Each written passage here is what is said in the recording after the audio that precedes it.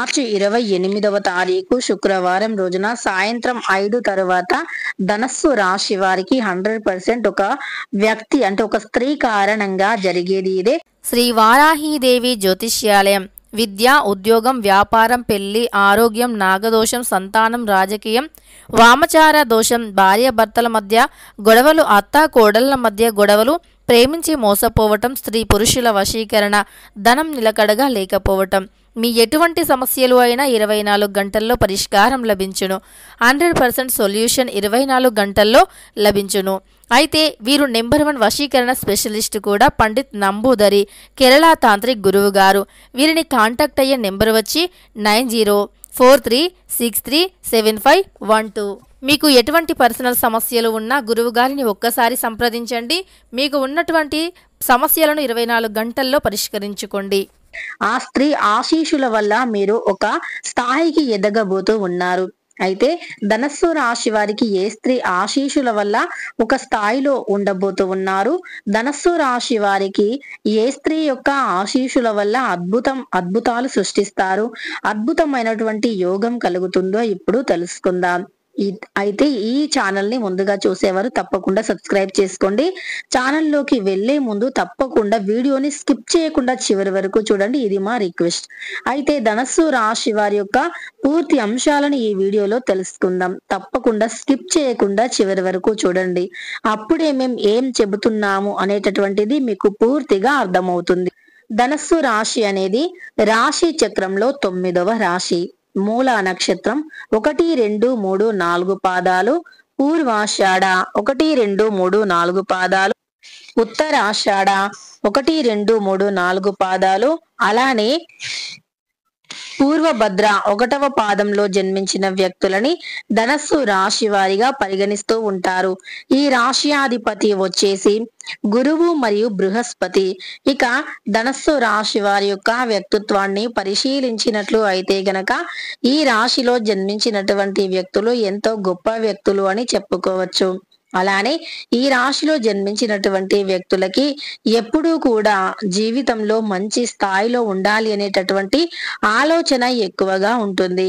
అలానే ఈ రాశిలో జన్మించినటువంటి వ్యక్తులు చాలా స్ట్రిక్ట్ గా ఉంటారు. నాయకత్వమైన లక్షణాలను కలిగి ఉంటారు.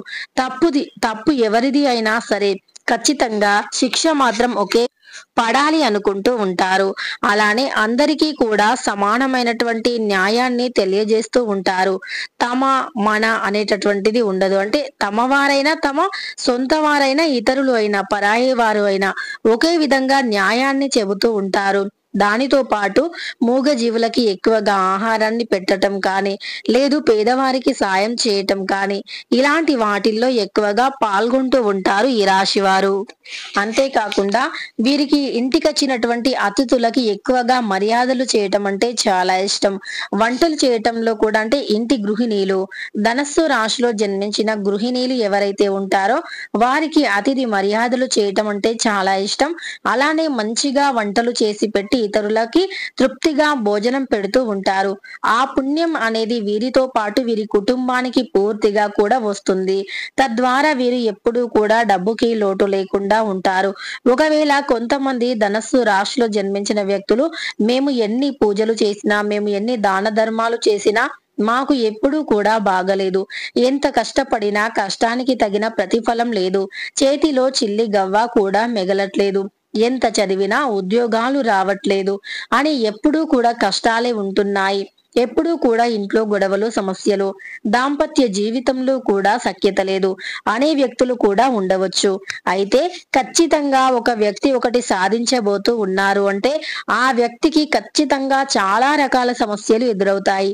ఎంత ఎక్కువ సమస్యలు ఎదురైతే అంత ఎక్కువ మంచి ఫలితం ఉంటుంది అని గుర్తుపెట్టుకోవాలి. అంతేకాకుండా వీరు ఎన్ని కష్టాలు ఎదురైతే అంత కసితో పోరాడాలి, అంత కసితో సాధించాలి అనేటటువంటి వ్యక్తిత్వంతో ముందుకు సాగిపోవాలి. ఖచ్చితంగా మీరు చేసేది మంచి పని అయినప్పుడు, మీరు చేసే పనిలో నీతి నిజాయితీ ఉన్నప్పుడు మీరు ఎవరి మాటలు పట్టించుకోకుండా మీ యొక్క లక్ష్యం వైపు అడుగులు వేస్తే ఖచ్చితంగా ఈ రోజు మిమ్మల్ని ఎవరైతే అని బాధ పెట్టారో తరువాత రోజు వారందరూ కూడా మీ కాళ్ళ దగ్గరికి రావటం ఖాయం. కనుక మీరు ఎవరి మాటలు పట్టించుకోకండి. పట్టించుకోవద్దు. కొన్ని గ్రహాల దోషాల వల్ల కావచ్చు, గ్రహాలు కొన్ని సమయంలో అనుకూలించకపోవటం వల్ల కావచ్చు, ఎన్ని పూజలు చేసినా ప్రతిఫలం ఉండదు. కానీ ప్రతిఫలం ఆశించకుండా పూజలు చేయండి. అది ఈ రోజు కాకపోయినా ఇంకొక రోజు అయినా సరే మీకు మంచి జరుగుతుంది. మీకు కాకపోయినా మీ పిల్లలకైనా తప్పకుండా మేలు జరుగుతుంది. అంతేకాకుండా వీరు ఏదైనా అనుకుంటే 100% కూడా సాధించి తీరుతారు. అలానే వీరికి ఎప్పుడైనా సరే అంటే ఒక కష్టం ఎదురైంది అని చాలా వరకు భయపడి వెనకడుగు వేసే అవకాశం ఉంటుంది కదా. అలాంటి సమయంలో మీరు అస్సలు పొరపాటున కూడా భయపడకూడదు. అసలు మీరు భయపడి వెనకడుగు వేయకూడదు. ఎంత ధైర్యంతో ముందుకు సాగిపోతే అంత మంచి జీవితం ఉంటుంది అని గుర్తుపెట్టుకోండి. అలానే మీరు ఎప్పుడూ కూడా అంటే ఒక అందమైనటువంటి శిల్పాన్ని చూస్తూ ఉంటాం కదా. అది ఎంత ఎక్కువగా చెక్కితే అంత అందమైనటువంటి రూపాన్ని రూపుదిద్దుకుంటుంది. అలానే మీ రాశిలో కూడా ఎన్ని కష్టాలు ఉన్నా అంటే ఈ ధనస్సు రాశిలో జన్మించినటువంటి వ్యక్తులకి ఎన్ని కష్టాలు ఉన్నా, ఎన్ని అంటే ఒడిదుడుకులు ఉన్నప్పటికీ ఖచ్చితంగా వీరు కూడా ఒక అద్భుతమైనటువంటి ఒక జీవితాన్ని, ఒక అందమైనటువంటి జీవితాన్ని ఖచ్చితంగా అతి త్వరలో అందుకుంటారు అని గుర్తుపెట్టుకోండి. ఈ ధనస్సు రాశి వారికి ఖచ్చితంగా వీరు చేసినటువంటి మేలు మంచితనం ఎక్కడికి పోదు. అది ఏదో ఒక రోజు ఏదో ఒక రూపంలో మీ చెంతకి చేరుతుంది. ఈ రోజు కష్టం ఉంది అని ఎప్పటికీ అదే కష్టం ఉంటుంది అని అనుకోవద్దు.